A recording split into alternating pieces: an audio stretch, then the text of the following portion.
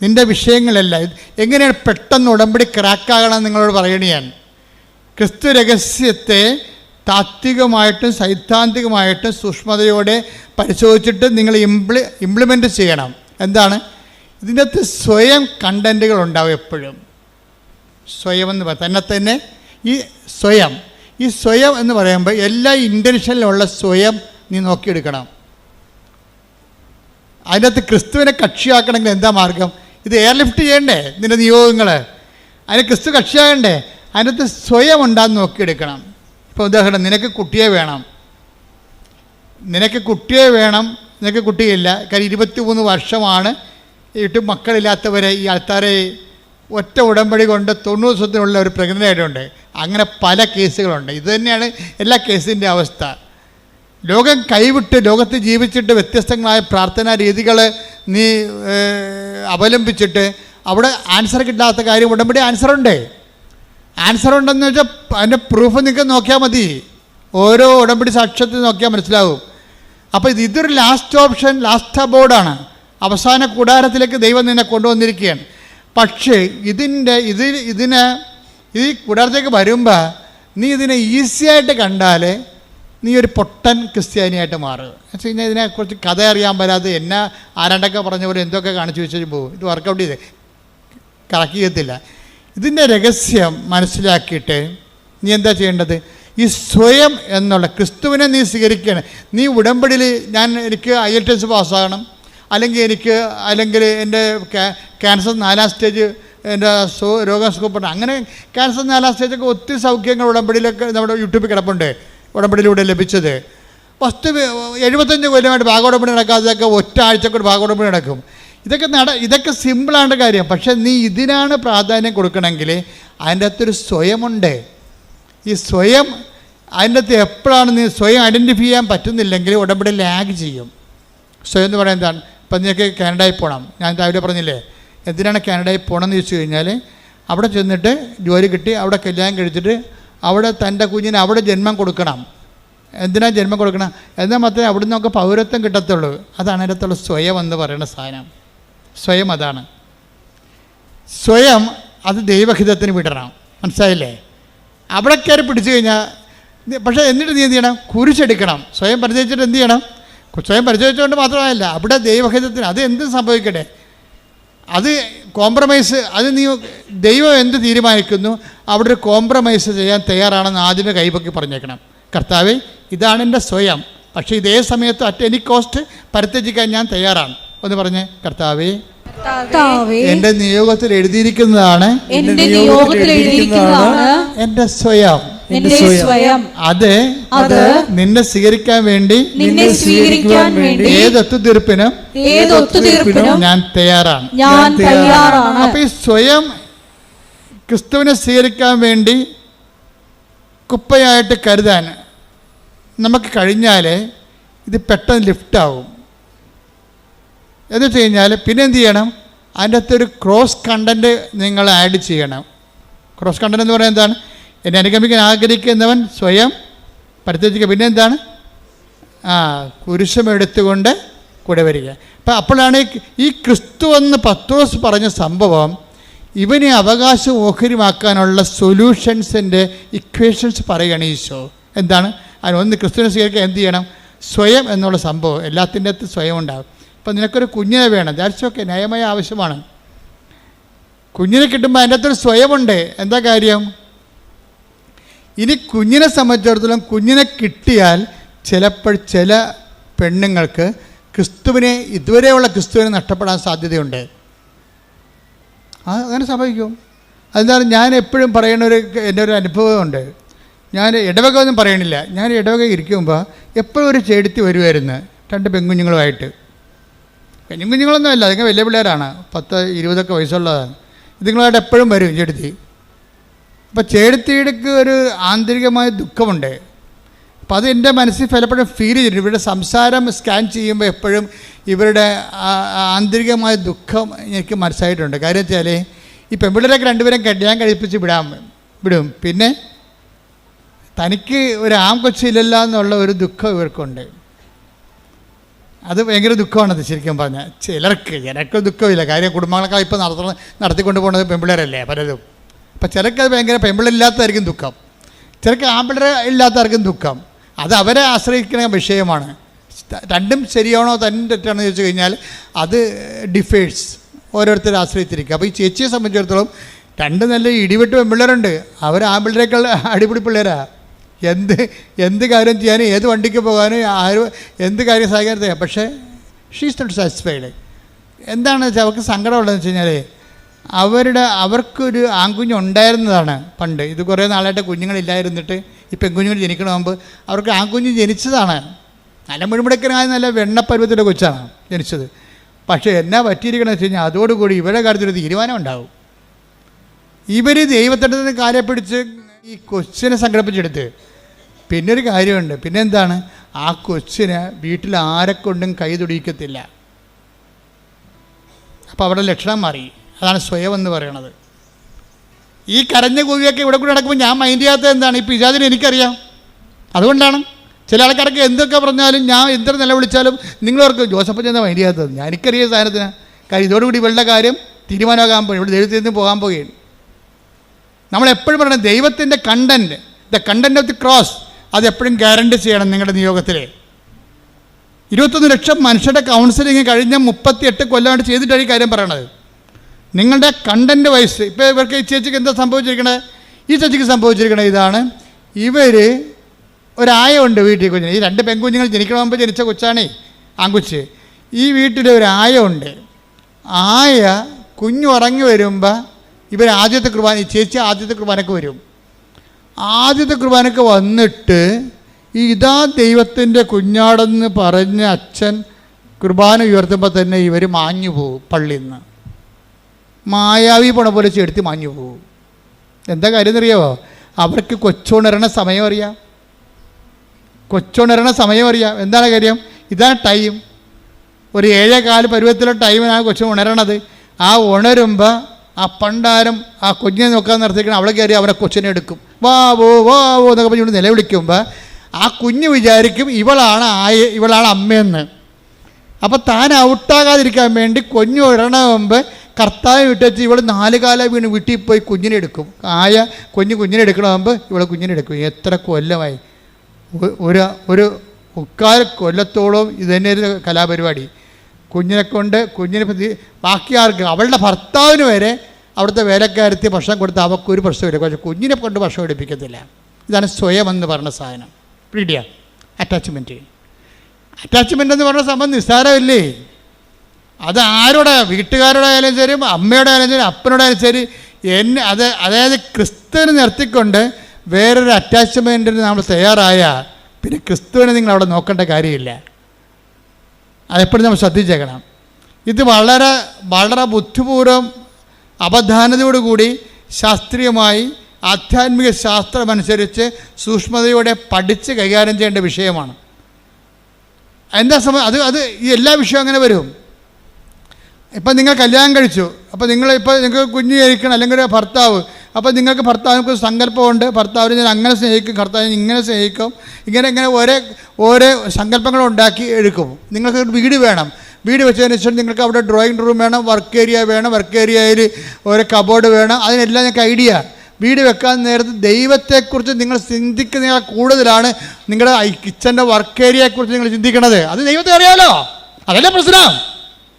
ഒരു വീടില്ലെന്ന് പറയുമ്പോൾ ആ വീട് വെച്ചിട്ട് സ്വന്തമായൊരു വീട് വെക്കുമ്പോൾ നിങ്ങൾ കല്യാണം ചെന്ന വീട്ടിൽ നിങ്ങളുടെ അലമാരിയിൽ സ്വർണമോ അതുപോലെ തന്നെ സാരിയോ വെച്ചപ്പോൾ നിങ്ങളുടെ നാത്തൂനോ നിങ്ങളുടെ അമ്മായിയമ്മ വെപ്പിച്ചിട്ടില്ലെങ്കിൽ അതിനൊക്കെ പരിഹാരം ചെയ്യാനൊരു പ്രതികാരം ഉള്ളിക്കിടപ്പുണ്ട്. അതാണ് സ്വയം. നീ ഒരു വീട് വെക്കുമ്പോൾ എണ്ണി ഇവളൊക്കെ എന്നോട് കാണിച്ചതിന് ഇവിടെ മുമ്പിൽ ഞാൻ സമാധാനം ചെയ്യും. അതാണ് സ്വയം, ഈ വീടിൻ്റെ സംഭവം. ഒരു വീട് ചെയ്യുമ്പോൾ നിൻ്റെ ഉള്ളിലൊരു സ്വയം ഉണ്ടാവും. അത് മിക്കവാറും ദൈവത്തിനെതിരായിരിക്കും. ഇപ്പോൾ ഇവരുടെ സ്വയം എന്താണ്, വെണ്ണക്കുഞ്ഞിനെ അതുപോലെ വളർത്തി അവളുടെ അടിമയായി അവളുടെ സ്വരം കേട്ട് മാത്രം ഉറങ്ങുകയും അവളുടെ സ്വരം കേട്ട് ഉണരുകയും അവളുടെ സ്വരം മാത്രം തിരിച്ചറിയുകയും ചെയ്യുന്ന കുഞ്ഞായിട്ട് തന്നെ മാറ്റുകയാണ്. പാല് ഈ തള്ള മാത്രമേ കൊടുക്കത്തുള്ളൂ, വേറെ ആരും കുഞ്ഞിനെ കൊണ്ട് പാലെടുപ്പിക്കത്തില്ല. ഇപ്പം എന്നാ പറ്റിയിരിക്കണമെന്ന് നോക്കിയേ, 2.5 കൊല്ലം അത് ജീവിച്ചാ കൊച്ചി. 2.5 കൊല്ലം കഴിഞ്ഞപ്പോൾ വെറുതെ ചത്തുപോയി ആ കൊച്ചി. അതെന്താ വെറുതെ ചത്തുപോകാൻ കാര്യം? ഞാൻ ചോദിച്ചു, എന്തെങ്കിലും വെറുതെ ചത്തുപോയത്? അതെ, കുഞ്ഞിൻ്റെ കരളിൽ പാലിൻ്റെ പാട കെട്ടിയെന്ന്. പാല് മാത്രമേ കൊടുക്കത്തുള്ളൂ, കളർ വെക്കാൻ വേണ്ടി പൊന്ന് വരച്ച് കൊടുക്കും, പാലും കൊടുക്കും, പോരെ പരിപാടി. അപ്പോൾ കളറും വെക്കും, മിനുക്കം ഉണ്ടാകും കൊച്ചിനെ മിനുക്കി കിട്ടി. എൻ്റെ കൊച്ചാണെന്ന് പറഞ്ഞ് പള്ളിയിലൊക്കെ കൊണ്ടു നടക്കാനാണ്. അപ്പോൾ എല്ലാവരും പറയാം, താടിക്കാൻ നല്ല കുഞ്ഞാണ്, നല്ല തിളക്കമുള്ള കുഞ്ഞാണെന്ന് പറയും. അതിനു വേണ്ടി ഇവിടെ ഇതാണ് സ്വയം എന്ന് പറയണത്. നമ്മൾ ഓമനത്വത്തോടുകൂടി എന്തിനെ നോക്കിയാലും അത് സ്വയമായി മാറും. ഈ സ്വയം ഏത് സമയത്തും വെച്ചൊഴിയാനും സമർപ്പിക്കാനും നമ്മൾ തയ്യാറാകുകയും അതുകൊണ്ട് മാത്രം ഈ സംഭവം നടക്കത്തില്ല. പിന്നെ എന്താണ്? ഒരു കുരിശ് ഇതിനകത്ത് നമ്മൾ അക്സെപ്റ്റ് ചെയ്യുകയും ചെയ്യണം. നിങ്ങളുടെ എല്ലാ നിയോഗങ്ങളിലും ഒരു കുരിശുണ്ടാകണം. ഇന്നലെ ഇവിടെ ഒരു സാക്ഷി ഒരു മോള് പറഞ്ഞ്, അവളെന്താ പറഞ്ഞെന്നറിയാമോ? എനിക്ക് വലിയ കാശൊന്നുമില്ല, IELTS OIT ഒക്കെ പഠിക്കാനോ ഇനിയും തോറ്റാലൊക്കെ വീണ്ടും എഴുതി കൊടുക്കാനൊക്കെ എനിക്ക് കാശില്ല. ഇപ്പം ഞാൻ കർത്താവിനൊരു കാര്യം പറഞ്ഞിട്ടുണ്ട്, നീ എന്നെ ഒറ്റ ജയിപ്പിക്കൽ കണ്ട് ജയിപ്പിച്ചതാ, നിന്നോട് ഞാനൊരു കുരിശെടുത്ത കാര്യം പറയാം. എന്താ കുരിശ്? ഈ കാശ് OIT എഴുതാൻ കാശില്ലാത്ത പിള്ളേരെയില്ലേ, അവരെ ഞാൻ തിരക്ക് നടന്ന് പിടിപ്പിച്ചിട്ട് അവരെ ഞാൻ പഠിപ്പിച്ചോളാം. അവരെ കാശ് മുടക്കാതെ തന്നെ പഠിപ്പിച്ചിട്ട് ഞാൻ പരീക്ഷ എഴുതിക്കൊള്ളാം. എന്താണ്? ആ ഒരു കുരിശാണ് എടുക്കുന്ന ആ സാധനം. ക്രിസ്തുവിനെ സ്വീകരിക്കുമ്പോൾ വേറെ ഒരു കുരിശ് നമ്മൾ അക്സെപ്റ്റ് ചെയ്യണം. ഇപ്പോൾ ചിലർക്ക് ജെറവും പഠിക്കാൻ പറ്റത്തില്ല, ചിലർ ഭയങ്കര കാഴ്ചയായിരിക്കും. അപ്പോൾ ഒരാൾ ചിലർ പറയും, ഞാൻ പഠിപ്പിച്ചാൽ നീ പഠിക്കണ്ട, നീ 5 പൈസ മുടക്കണ്ട, നീ ഞാൻ പറഞ്ഞ പോലെ പഠിച്ചാൽ മതി. അതാണ് അത് കുരിശെടുക്കുക. വെച്ചാൽ മറ്റുള്ളവരുടെ, നമുക്ക് കുരിശെന്ന് പറഞ്ഞാൽ എന്താണ്? നമുക്ക് പ്രത്യേകിച്ച് പ്രോഫിറ്റബിൾ ഒന്നുമില്ലാത്ത ഒരു വ്യക്തിയോ ഒരു വിഷയമോ ആണ് കുരിശെന്ന് പറയണത്. എന്താണ് കുരിശെന്ന് പറയണത്? നമുക്ക് നേരിട്ട് ഫലമില്ലാത്ത ഒരു കുരിശ്, ഒരു വ്യക്തിയോ ഒരു വിഷയമോ ആണ് കുരിശെന്ന് പറയണത്. അപ്പം നമ്മൾ ക്രിസ്തുവിനെ എന്താ രഹസ്യത്തിലേക്ക് പ്രവേശിക്കുമ്പോൾ പിന്നെ എന്താണ്? പത്രോസിനോട് പിന്നെ അടുത്ത വേദപാഠം പറഞ്ഞു കൊടുക്കുകയാണ്. അടുത്ത വേദപാഠം, നീ ക്രിസ്തുവാണെന്ന് അതിൻ്റെ പ്രവേശന അനുമതി കിട്ടിക്കഴിഞ്ഞപ്പോൾ പിന്നീട് അവനിപ്പോൾ എൻട്രൻസല്ലേ കിട്ടിയുള്ളൂ. പത്രോസിൻ്റെ എൻട്രൻസ് ടെസ്റ്റായിരുന്നു നിന്ന് നടന്നത്. പത്രോസ് എൻട്രൻസ് പാസ്സായി. അപ്പോൾ ഈ പറഞ്ഞ് എൻട്രൻസ് പാസ്സായ കാര്യമല്ല, സിലബസ് വരുന്നുണ്ടെന്ന് പറയും. പിന്നെ സിലബസ് പഠിപ്പിക്കാൻ തുടങ്ങി. പുള്ളി പറഞ്ഞ് എനിക്ക് പഠിക്കാൻ പറ്റത്തില്ല, നീ പഠിക്കേണ്ട, ഇത് നമ്മൾ രണ്ടും കൂടി പഠിക്കാതിരുന്നാൽ മതി എന്ന് പറഞ്ഞു. എന്താ? മനുഷ്യപുത്രൻ ശത്രുകരങ്ങൾ ഏൽപ്പിക്കപ്പെടും, അതല്ലേ പറഞ്ഞത് ഇന്ന്. മാറ്റി നിർത്തി ഇത് നീ ക്രിസ്തുവാണെന്ന് പറഞ്ഞപ്പോൾ തന്നെ എൻട്രൻസ് ഇവൻ പാസ്സായി. പക്ഷേ ഇവന് സിലബസ് പഠിപ്പിക്കാൻ തുടങ്ങിയപ്പോൾ എന്താ സിലബസിലുള്ള എന്താണ്? നമ്മൾ ജെറുസലേമിലേക്ക് പോവുകയാണ്, അതിവിടെ തന്നെ ചുറ്റവട്ടി കിടക്കുകയല്ല, നമ്മളൊരു യാത്രയിലാണ്, ജീവിതയാത്രയാണ്. ഈ ജീവിതയാത്രയിൽ നമ്മൾ ജെറുസലേമിലേക്ക് പോവുകയാണ്. ജെറുസലേം എന്ന് പറഞ്ഞാൽ എന്താണ്? നിത്യതയിലേക്ക് നമ്മൾ പോവുകയാണ്. നമ്മൾ നിത്യതയിലേക്ക് പോകുമ്പോൾ കുറച്ച് കാര്യങ്ങളൊക്കെ നമ്മൾ ശ്രദ്ധിക്കണം. നിത്യതയിലേക്കുള്ള വഴി പിന്നെ പറയുകയാണ്. എൻട്രൻസ് പാസ്സായി കഴിഞ്ഞപ്പോൾ നിത്യതയിലേക്കുള്ള സിലബസ് വെക്കും ഈശോ. അതെന്താ സിലബസ്? എന്താ? എന്നെ അനുഗമിക്കാൻ ആഗ്രഹിക്കുന്നവൻ, നിത്യതയെ, ഈശോയുടെ ലക്ഷ്യം നിത്യതയല്ലേ. ഇപ്പം അനുഗമിക്കുക എന്ന് വെച്ച് കഴിഞ്ഞാൽ ആലപ്പുഴ വരെ പോകുകയല്ലല്ലോ. അപ്പം നിങ്ങളുടെ ഈ IELTS വരെയാണ് കാനഡയിൽ എത്തണ വരെ യേശുവിനെ അനുഗമിക്കാനാണെങ്കിൽ പണി കിട്ടാൻ സാധ്യതയുണ്ട്. സ്ലോ ആവും സാധനം. നിങ്ങളുടെ വസ്തുവിൽപ്പന മാത്രമാണ് നിങ്ങളുടെ ഉദ്ദേശം എന്നുണ്ടെങ്കിൽ ഇത് സ്ലോ ആകും. കാര്യം ദൈവത്തിൻ്റെ മാർജിൻ അവിടെ ഇല്ല. അതുകൊണ്ട് നിത്യത എന്നുള്ള വിഷയമാണ് ആദ്യമേ തന്നെ നിയോഗത്തിൽ വെക്കേണ്ടത്. പ്രാർത്ഥിക്കുക. കർത്താവായ ദൈവമേ, എന്റെ നിയോഗങ്ങളിൽ നിന്റെ പീഡാനുഭവത്തിലൂടെ മരണത്തിലൂടെ അപ്പായെ പ്രസാദിപ്പിക്കുവാൻ നീ എടുത്ത മാർഗങ്ങളിലൂടെ നിന്റെ മരണത്തിലൂടെ നീ നേടിയ നിത്യജീവനെ അവകാശമാക്കാൻ, അതെന്റെ നിയോഗമാക്കാൻ അഭിഷേകം ചെയ്യണം. ശ്രുതികട ഹല്ലേലൂയ.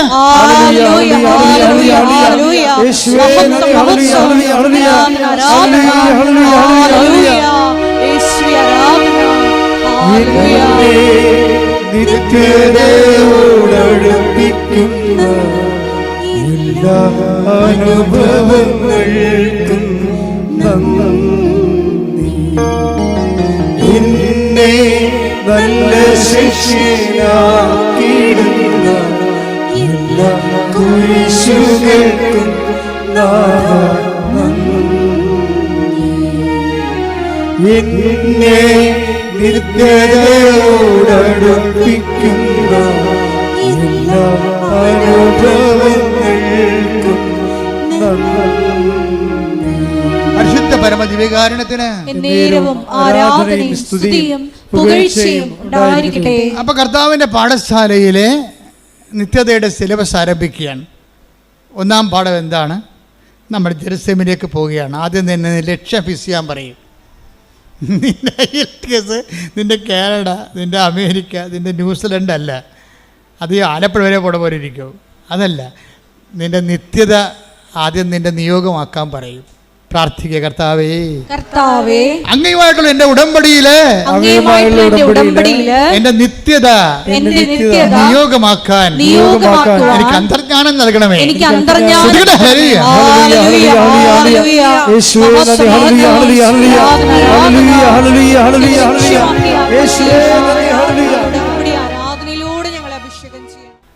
നിങ്ങളെ എൻകറേജ് ചെയ്തിരിക്കുന്നത്. നിങ്ങൾ വിഷമിക്കുകയൊന്നും ചെയ്യരുത്. ഞാൻ ഇടയ്ക്ക് കുരിശൊക്കെ പറയുമ്പോൾ നിങ്ങൾ വിഷമിക്കരുത്. ഇതൊക്കെ സിമ്പിളായിട്ട് അനോയിൻറ്റിങ് കിട്ടിക്കഴിഞ്ഞാൽ എൻ്റെ ഭാരം ലഘുവാകുമെന്ന് ഈശോ പറഞ്ഞിട്ടുണ്ട്. എന്താ പറഞ്ഞത്? എൻ്റെ ഭാരം ലഘുവാകും. അത് പ്രോമിസിങ്ങിലുള്ളതാണ്, വാഗ്ദാനത്തിലുള്ളതാണ്. അതുകൊണ്ട് നിങ്ങളുടെ കുരിശിനെ ഓർത്തോളം വിഷമിക്കൊന്നും വേണ്ട. ഞാനും കുറേ കുരിശ് കണ്ടതും ഇപ്പോൾ എടുക്കുന്നതുമാണ്. അപ്പോൾ ഇതിൻ്റെ ഭാഗമായിട്ട് മുന്നോട്ട് പോകും. അപ്പോൾ അതനുസരിച്ച് നമ്മൾ എംപവർ ചെയ്തുകൊണ്ടിരിക്കും. നമ്മൾ ചിന്തിക്കേണ്ട ഒരു വിഷയം എന്ന് പറയണത്, ഇപ്പോൾ തന്നെ ഇതിൻ്റെ എൻകറേജ് ചെയ്യുന്ന ഇതിൻ്റെ പകുതി ഇപ്പോൾ പത്രോസ് തന്നെ ഈശോ എന്താ പറഞ്ഞത്? നീ എൻട്രൻസ് പാസ്സായി, ഐ നോ ഇറ്റ്. പക്ഷേ ഇത് നോട്ട് ബൈ മെറിറ്റിലാണ് വന്നിരിക്കുന്നത്, ബട്ട് ബൈ ഗ്രേസാണ്. കുറച്ച് നിൻ്റെ അറിവാണ്, ബാക്കി ഗ്രേസാണ്. എന്താണ്? എൻ്റെ സ്വർഗസ്ഥനായ പിതാവാണ് നിനക്കിത്. ആ ഗ്രേസാണ് സംഭവം. അപ്പോൾ ഈ ഗ്രേസിൻ്റെ വാട്ടർ മാർക്ക് എല്ലായിടത്തും ഉണ്ടാവും. നീ സത്യസന്ധമാണെന്ന് നിയോഗം ഒന്ന് കണ്ടു കഴിഞ്ഞാൽ ദൈവത്തിന് മാത്രം ചെയ്യാനുള്ള ചില സംഭവങ്ങൾ ദൈവം നിനക്ക് തന്നുകൊണ്ടിരിക്കും. പത്രോസിന് അത്രയും വിവരമില്ല. പത്രോസിന് ഏറെക്കുറെ ഒരു ഐഡിയയേ ഉള്ളൂ ക്രിസ്തുവിനെക്കുറിച്ച്. പക്ഷേ ലോകത്തിലേക്ക് വരായിരുന്ന മിശിഹായാണെന്ന് അവൻ പറഞ്ഞു. അപ്പോൾ ലോകത്തിലേക്ക് വരായിരുന്ന മിശിഹ എന്ന് പറഞ്ഞ സംഭവം പത്രോസിൻ്റെ അല്ല. ശരിക്കും അത് പിതാവിൻ്റെതാണെന്ന് ഈശോ പറഞ്ഞു. അത് ഗ്രേസാണ്, മെറിറ്റല്ല. പ്രാർത്ഥിക്കുക. കർത്താവായ ദൈവമേ, പത്രോസിനെ സഹായിച്ചതുപോലെ നിന്നെ മനസ്സിലാക്കാൻ എനിക്കും വരപ്രസാദം നൽകി എന്നെയും നയിക്കണമേ. സ്തുതിക്കട്ടെ. ഹല്ലേലൂയ.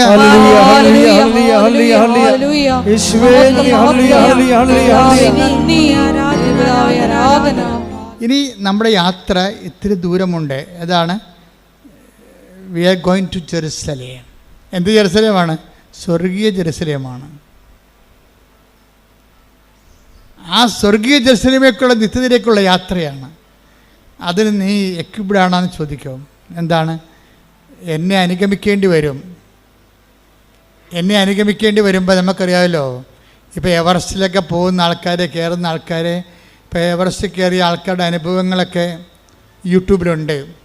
ഇപ്പോൾ എവറസ്റ്റിലേക്ക് കയറുന്ന വഴിക്ക്, പോകുന്ന വഴിക്ക് 8000 അടി കയറണ്ടേ. അപ്പോൾ ഒത്തിരി സായിപ്പന്മാർ കയറിയിട്ടുണ്ട്, ഒത്തിരി അവിടെയുള്ള ഈ നേപ്പാളുകാർ കയറിയിട്ടുണ്ട്. അപ്പോൾ ഇവരൊക്കെ ടെൻസിങ് ഹിലാരിയും കയറി. അപ്പോൾ ടെൻസിങ്ങിനെ എന്തിനാണ് കൂട്ടിയത്? ഹിലാരി കൂട്ടാൻ കാര്യം എന്താ? ടെൻസിങ് ഈ മല കണ്ട് വളർന്ന ആളാണ്.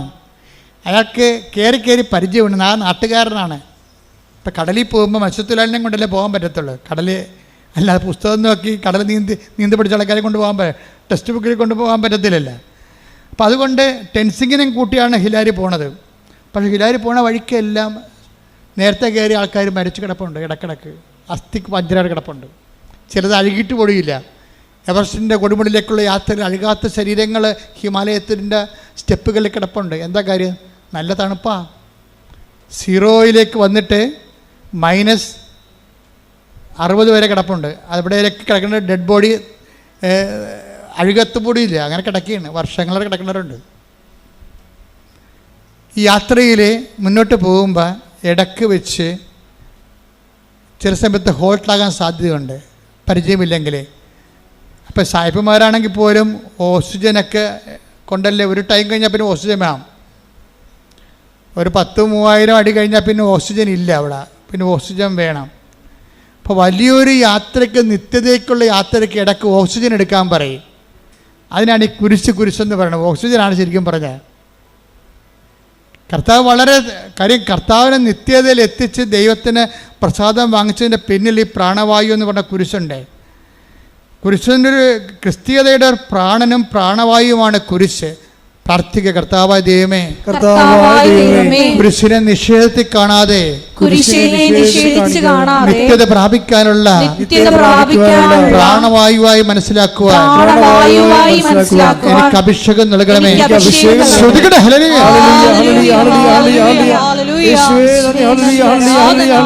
അപ്പൊ ഉയരങ്ങളിലേക്കും ദൈവത്തെങ്കിലേക്കുള്ള യാത്രയിലെ കുരിശിനെ പ്രാണവായുവായും അതുപോലെ തന്നെ അതുകൊണ്ട് തന്നെ ഒരു പ്രണയ മനോഭാവത്തോടു കൂടി എടുക്കണം. അതുകൊണ്ട് ഈശോ പറയണത്, എന്നെ അനുഗമിക്കാൻ ആഗ്രഹിക്കുന്നവൻ സ്വയം പരിത്യജിക്കണം. പിന്നെ എന്ത് ചെയ്യണം? സ്വയത്തെ നിൻ്റെ സ്വന്തമായി വെച്ചനുഭവിച്ച് സന്തോഷിച്ച് ഈ ഭൂമിയിൽ മരിച്ച് മണ്ണടിഞ്ഞു പോകേണ്ട ആ കണ്ടൻറ്റുകളെ തൽക്കാലം മാറ്റിവെക്കണം. പിന്നെ എന്ത് ചെയ്യണം? സ്വയം പരിത്യജിക്കണം. പിന്നെ കുരിശെടുക്കണം, എൻ്റെ കൂടെ വരണം. അപ്പോൾ ഇതിനകത്ത് ഉടമ്പടിയിലുണ്ടാകുന്ന ഉടമ്പടി ലൈറ്റ് വെയ്റ്റിംഗ് ആക്കണത് എന്താണ്? പെട്ടെന്ന് എയർ ലിഫ്റ്റിംഗ് ആക്കണത് കുരിശിൻ്റെ കണ്ടൻ്റാണ്. കാര്യം കുരിശിൻ്റെ കണ്ടൻറ്റ് നിത്യതയുടെ കണ്ടൻ്റാണ്. അപ്പോൾ നീ എന്ത് ചെയ്യണം? നീ നിയോഗം വെക്കുമ്പോൾ എന്ത് ചെയ്യണം? ആ നിയോഗം എല്ലാം സ്വയം ആകരുത്. എൻ്റെ വീട്, എൻ്റെ വിവാഹം, എൻ്റെ മക്കൾ, അത് എല്ലാം 6 കാര്യം ഉണ്ടെങ്കിൽ 7 കാര്യം എഴുതി വെക്കും. എന്താണ്? അവിടെ പോയിട്ട് പശുവിൻ്റെ പ്രസവം വരെ എഴുതി വെക്കും. പിന്നെ എങ്ങനെയാണ് സംഭവം മുകളിലോട്ട് പോകണം? പാല് കുടിച്ച് നിങ്ങൾ ആ കൊച്ചു മരിച്ചോളൂ, നിങ്ങളും മരിക്കും. എല്ലാം 6-7 കാര്യം സ്വന്തം കാര്യം എഴുതി വെക്കും. ഇതിന് ജഡസന്ധതിയുടെ പരിപാടിയാണിത്. അതുകൊണ്ടാണ് ഇതൊക്കെ ഒന്ന് പഠിക്കണം.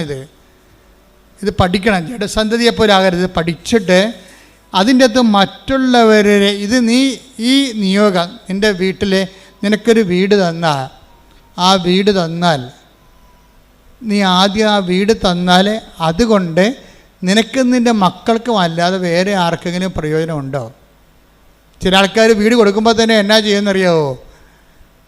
ചില ആൾക്കാർ ഒരു വീട് നിയോഗം വെച്ച് ഉടനെ നിങ്ങൾക്ക് ഒന്നുമില്ല, പാവപ്പെട്ടവരാണെങ്കിൽ ലൈഫ് മിഷൻ്റെ വീട് കിട്ടിയെന്ന് വിചാരിച്ചോ? ആ ലൈഫ് മിഷൻ്റെ വീട് കിട്ടിക്കഴിഞ്ഞാൽ പിന്നെ അതിൻ്റെ അകത്ത് കുരിശുണ്ട്. പിന്നെ ഇവർ കുരിശുണ്ടാക്കും, സ്വന്തമായിട്ട് കുരിശുണ്ടാക്കും. എങ്ങനെ കുരിശുണ്ടാക്കണത്? നിങ്ങൾ ചേട്ടായി ആണല്ലോ, തീർച്ചയായിട്ടും 3 സെൻറ്റ് അവകാശമുണ്ട് 10 സെൻറ്റിൽ. 10 സെൻറ്റ് ഉള്ളതെന്ന് വിചാരിച്ചോ? നിങ്ങൾ എന്നാ ചെയ്യും? അപ്പനോട് സൂത്തത് ഒപ്പിടിച്ചിട്ട് ആ 10 സെൻറ്റ് നടുക്ക് കൊണ്ടുവന്ന് നിങ്ങൾ ലൈഫ് മിഷൻ്റെ വീട് വെക്കും. അനിയൻ ഗൾഫിലാണ്, അവൻ പാവപ്പെട്ട ഇവിടെ ഇല്ലല്ലോ. അപ്പം സ്മോൾ അടിക്കുന്ന വേണമെങ്കിൽ അപ്പൻ 2 ലോൺ കിട്ടിയ സന്തോഷത്തിൽ അപ്പൻ 2 വീശിച്ചിട്ട് അപ്പനെ കൊണ്ട് ഒപ്പിടിച്ച് സാധനം സംഭവിക്കും. എന്താണ് സംഭവം? അതോടുകൂടി പിന്നെ അനിയൻ നാട് കടത്തും. സ്വന്തം ചേട്ടൻ തന്നെ അവൻ അനിയനെ പെറ്റ മണ്ണിൽ നിന്ന് മാതാപിതാക്കളിൽ നിന്നും അവരെ നാട് കടത്തും. ഇത് ദൈവത്തിനറിയാം, നിൻ്റെ മനോഭാവം ദൈവത്തിനറിയാം. നീ പുതിയ കുരിശുണ്ടാക്കും. അതാണ് സംഭവം. സ്വയം എന്ന് പറഞ്ഞ സംഭവം അതാണ്. ആ ലൈഫ് മിഷൻ വീട്ടിലെ സ്വയം എന്തെന്ന് പറഞ്ഞാൽ എന്താണ്? സ്വയം എന്താണ്? അത് നിൻ്റെ ചേട്ടന്, നിൻ്റെ അനുജന്, അവിടെ കൂടപ്പുറപ്പിനെ അവിടെ കിടത്തിപ്പറപ്പിക്കാത്ത രീതിയിൽ, വേറെ ഒരു വീട് അവിടെ വെക്കാൻ പറ്റാത്ത രീതിയിൽ നീ അവിടെ താമസിപ്പിക്കും. എന്നിട്ട് എന്ത് ചെയ്യും? പെങ്ങന്മാരെ നീ അധികം കൈകാര്യം ചെയ്യും. കെട്ടിച്ചു പോയ പെങ്ങന്മാർ വീട്ടിൽ വരുമല്ല അമ്മയെ കാണാൻ. അയ്യോ, നീ മോന്തം കയറ്റി അവിടെ വരും. നീ നല്ല കാര്യം, നിൻ്റെ വീടല്ലേ, നിൻ്റെ വീട് നീ അപ്പനെടുക്കുന്ന എഴുതി വാങ്ങിച്ച വീടല്ലേ. പിന്നെ അന്നും അപ്പൻ ഒപ്പിട്ട് തന്നാൽ പിന്നെ നിൻ്റെ പരിപാടി എന്താണ്? നിൻ്റെ പ്രാർത്ഥന എന്താണ്? അപ്പൻ എത്രയും വേഗം ചാകണമെന്നാണ് പ്രാർത്ഥന. എന്താ കാര്യം? അപ്പൻ ഒപ്പിട്ട് തന്നില്ലേ, അനിയൻ വരുമ്പോൾ അപ്പൻ്റെ കടുത്തേക്ക് കയറുമല്ല, അപ്പൻ ചാകണം. എങ്ങനെയുണ്ട് പരിപാടി? അപ്പം നീ ആ വീടും ആ സ്ഥലവും അടിച്ചു മാറ്റുകയും പെങ്ങന്മാരെ അനുജനം പുറത്താക്കുകയും ചെയ്യും. നിൻ്റെ നിയോഗത്തിൽ ഓടരുത് അമ്മാവ, ആളറിയാവുന്ന ആദ്യമേ തന്നെ ഇത് സ്കാൻ ചെയ്യുമ്പോൾ തന്നെ പറയും ഇതിന് വിസ കിട്ടത്തില്ലെന്ന് പറയും. എന്താ കാര്യം? നിൻ്റെ മനസ്സിരിപ്പ് എന്താണെന്ന് ദൈവത്തിന് അറിയാം. അപ്പം നിയോഗങ്ങളുള്ള സ്വയം, അതാണ് ഈശോ പറയണത്. എന്നെ അനുഗമിക്കാൻ ആഗ്രഹിക്കുന്നെങ്കിൽ സ്വയം പരിത്യജിക്കണം. പ്രാർത്ഥിക്കുക, കർത്താവായ ദൈവമേ, മറ്റുള്ളവർക്ക് കുരിശ് കൊടുത്തുകൊണ്ട് എൻ്റെ സ്വയത്തെ പരിത്യജിക്കാനുള്ള പ്രത്യേക പ്രത്യേക പ്രവണതകളെ എന്നിൽ നിന്ന് നിന്റെ വിശുദ്ധ രക്തത്താൽ നീ കഴുകി മാറ്റണമേ. ശ്രദ്ധിക്കട്ടെ, ഹല്ലേലൂയ.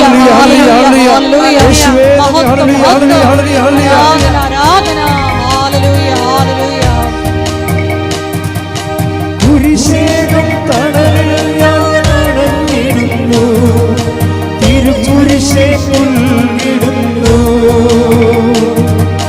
കുരിശേകം തണലിൽ ഞാൻ അണഞ്ഞിടുന്നു, തിരുക്കുരിശേ പുൽകിടുന്നു. മുറിവേറ്റ് പിഴയും എന്നേ കുരിശോട് ചേർത്തിടുന്നു. മുറിവേറ്റ് പിഴയും എന്നേ കുരിശോട് ചേർത്തിടുന്നു. കുരിശാണു രക്ഷ, കുരിശിലാണു രക്ഷ, കുരിശേ നമിച്ചിടുന്നു.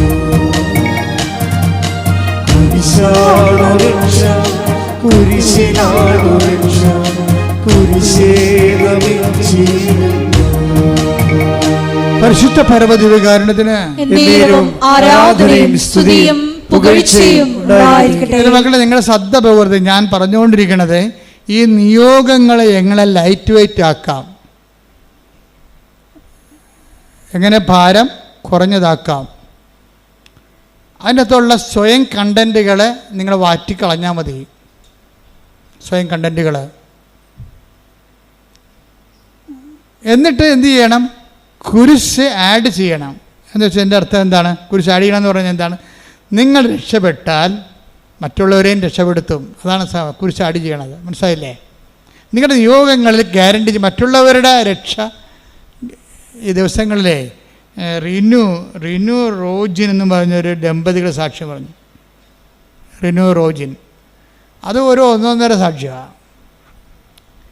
കുറേ ഘട്ടങ്ങളുണ്ട്, 13 ഘട്ടങ്ങളാൻ പറ്റിയ സാക്ഷ്യത്തിനുണ്ട്. ഞാൻ എല്ലാം ഒന്നും പറയാൻ ഉദ്ദേശിക്കണില്ല. അതിൻ്റെ ഒരു ഉദ്ദേശം, റിനു റോജിൻ ദമ്പതികളാണവർ. പെട്ടെന്ന് ഈ ഭർത്താവിന് ഒരു പനി വരും. 6 ഡിഗ്രി, അതായത് 106 ഡിഗ്രി. അതിൻ്റെ കാരണം ഒരു പ്രത്യേകതരം ബാക്ടീരിയ ഈ മനുഷ്യൻ്റെ ശരീരത്തിൽ കയറും. എവിടുന്നാണ് കയറിയെന്നൊക്കെ അവൾ പറയുന്നുണ്ട്. അത് അംബികസ്, അത് ശരിയാണോ ഇല്ലെന്ന് നമുക്ക് ടെസ്റ്റിഫൈഡ് അല്ലാത്തതുകൊണ്ട് ഞാൻ പറയണില്ല. പക്ഷെ പനി വിട്ട് മാറുന്നില്ല. പനി കയറി പോയി അവസാനം ഡോക്ടർ ഇവളോട് പറയുവേ, ഐസിയുലേക്ക് മാറ്റിക്കഴിഞ്ഞിട്ട് പറയും, ഐസിയുന്ന് എത്ര കാലം കഴിയുമ്പോൾ എടുക്കാൻ പറ്റുന്ന അറിയത്തില്ല, ഈ ബാക്ടീരിയ കയറി കയറണം. എന്നാ ബാക്ടീരിയ ആണത്? Staphylo ficus, caucus. Staphylo caucus എന്ന് പറഞ്ഞൊരു ബാക്ടീരിയയാണ്. അത് കയറിയിട്ട് തന്നെ ബ്രെയിനിൽ കയറും, പിന്നെ കിഡ്നിയിലും കരളിലും ഒക്കെ കയറും. ഇൻറ്റേർണൽ ഓർഗൻസ് എല്ലാം ഡാമേജ് ആകും. ഭയങ്കര സീരിയസ് ആയി, അയാളെ മരിക്കുന്നൊരു കണ്ടീഷനായി. അപ്പോൾ ഇവൾ പറയണ കുറേ വാക്കുകളുണ്ട്. സാക്ഷ്യം നിങ്ങൾ കേൾക്കണ്ട. റിനുവിൻ്റെ സാക്ഷ്യം ഒരു ക്വാളിറ്റി ആയിട്ടുള്ള സാക്ഷ്യമാണ്. Plain miracle by miracle. ഒത്തിരി മിറക്കിൾസ് ഉണ്ടെങ്കിലും മിറക്കിൾ അല്ല അതിൻ്റെ അകത്തുള്ള സംഭവം. മിറക്കിളിനേക്കാൾ ഉപരി അതിൻ്റെ അകത്തൊരു സ്പൈനൽ കോഡ് പോകുന്നുണ്ട്. ദൈവാനുഭവത്തിൻ്റെയും ദൈവത്തിൻ്റെ കണ്ടെത്തലിൻ്റെയും ഒരു സ്പൈനൽ കോഡ് പോകുന്നുണ്ട്. അപ്പോൾ ഇവൻ്റെ ഡെലീറിയം സിറ്റുവേഷൻ ദൈവം മരിച്ചു പോകുന്നുള്ള ചിന്ത വരുമ്പോൾ ഉടനെ ഇവൾ പറയണത്, എനിക്കൊരു അഭയവുമില്ല. ആകപ്പാടെ എനിക്കുള്ളത് എന്താണ്? എൻ്റെ ഉടമ്പടിയാണെന്ന്. ഓ, എന്നെ വർത്താന, വല്ലാത്ത വർത്താന. ആ ഒരു സിറ്റുവേഷനിലേ എനിക്ക് ആകപ്പാടെയുള്ള അഭയം. കാര്യം ഇതിന് മരുന്നില്ല, ഒരു ഓപ്പറേഷൻ വേണം. ഏതെല്ലാം ഓർഗൻസ് ഓപ്പറേറ്റ് ചെയ്യണമെന്നൊരു പിടിയില്ല. സർജൻ എപ്പോഴും എന്നെ കാണുമ്പോൾ പറയും, കാശ് റെഡിയാക്കിക്കോ. സർജനെ കാണുമ്പോഴൊക്കെ പേടിയാണ്. ആ മനുഷ്യൻ പിടിക്കുന്ന 2 കാര്യം പറയാനാണ്. എന്താണ്? ഓപ്പറേഷൻ കാശ് റെഡിയാക്കിക്കോ, പിന്നെ മാനസികമായിട്ട് ഒരുങ്ങിക്കൊള്ളാൻ. ചിലപ്പോൾ ചത്തുപോകുന്നതായി പറയണത്. ഇവർക്ക് അത്രേ പറയാൻ പറ്റത്തുള്ളൂ. എത്ര വലിയ സർജനായെന്ന് പറഞ്ഞാൽ, എത്ര എക്സ്പീരിയൻസ്ഡ് ആയാലും ഒരു വിഷയം നമുക്കുണ്ടായാൽ അവർക്ക് 2 കാര്യങ്ങളെ പറയാൻ പറ്റത്തുള്ളൂ. എന്താണ്? ഒന്ന്, മാനസികമായിട്ട് ഭർത്താവിന് മരണത്തിനായി നിങ്ങൾ ഒരുങ്ങിക്കൊള്ളുക. രണ്ടാമത്തെ എന്താണ്? കാശ് റെഡിയായിക്കൊള്ളുക. പോരെ? അപ്പോൾ അവൾ പറയണതേ അതാണ് എന്നോട് പറഞ്ഞത്. പക്ഷേ എനിക്ക് ഫീൽ ചെയ്തത് എന്താണെന്നറിയാവോ? ഞാൻ കല്യാണ നിശ്ചയത്തിൻ്റെ ദിവസം ഞാൻ കർത്താവിനോട് ചോദിച്ചു, കർത്താവേ, ഞാൻ കെട്ടാൻ പോകുന്ന പയ്യൻ നീയാണ് സെലക്ട് ചെയ്തത്, അതാ ചുമ്മാ എനിക്ക് തോന്നിയതാണെന്ന് ചോദിച്ചു. നീ അല്ല സെലക്ട് ചെയ്തെങ്കിൽ ഇപ്പം പറയണം, ഞാൻ ഇപ്പോൾ ഉപേക്ഷിക്കാൻ തയ്യാറാണ്, കല്യാണം വേണ്ട. എന്നിട്ട് ഇവിടെ വന്നിട്ട് കല്യാണ നിശ്ചയത്തിൻ്റെ തലേ ദിവസം വിശ്വാസപ്രമാണം ചെല്ലും. ഒരു റിലേഷൻ കണ്ട. അതാണ് ഈ ക്രൈസ്റ്റ് എന്ന് പറയുന്ന യാഥാർത്ഥ്യങ്ങളോടുള്ള ഇൻറ്റിമസി എന്ന് പറയണത്. ചില ആൾക്കാർ കാണിക്കുന്നത് നമുക്ക് ഞെട്ടിപ്പിക്കുന്നതാണ്. അവർ കല്യാണ നിശ്ചയത്തിൻ്റെ തലേ ദിവസം പറയണേ, കർത്താവേ, ഈ കെട്ടാൻ പോണ പയ്യൻ നിൻ്റെ സെലക്ഷനാണോ? അതാ മാനുഷികമായിട്ടുണ്ടായ സംഭവമാണോ ഇത്? ഇനി ആണോ അല്ലേന്ന് നീ പറഞ്ഞാൽ, നീ എന്ത് പറഞ്ഞാലും ഞാൻ അതിൻ്റെ കൂടെ നിൽക്കുമെന്ന് പറഞ്ഞു. അപ്പോൾ അവിടെ ആരുമില്ല, അവളും അവളുടെ ദൈവവും മാത്രമേ ഉള്ളൂ.